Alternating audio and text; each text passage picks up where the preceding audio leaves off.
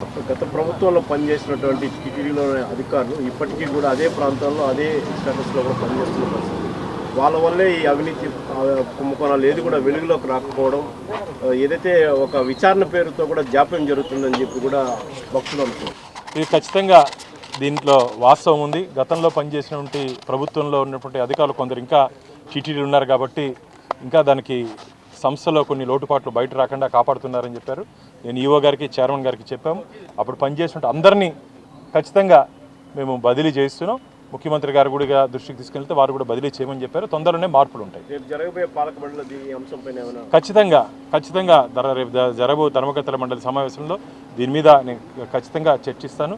నాకైతే నివ్వెరపోతున్నాను. కొండ మీద ఆలయంలో ఏదైతే జరగకూడదు అనుకున్నామో స్వామివారి వస్త్రాలు, మిత్రులారా, శేష వస్త్రాలు స్వామివారికి శుక్రవారం వరకు స్వామివారి మీద ఉన్నటువంటి శేష వస్త్రాలు కొందరికి మాత్రమే పరిమితం. అది ప్రధానమంత్రి, రాష్ట్రపతి, మన ముఖ్యమంత్రి, మన గవర్నరు, మఠాధిపతులు వీళ్ళకే పరిమితమైనటువంటి ఆ శేష వస్త్రాలు అది కూడా బయటికి వెళ్ళిపోయాయి.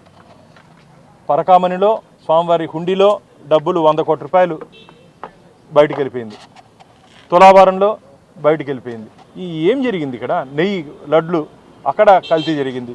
వీళ్ళు మొత్తం ఉద్దేశపూర్వకంగా వెంకటేశ్వర ఆలయాన్ని ఏమైనా టార్గెట్ చేశారా?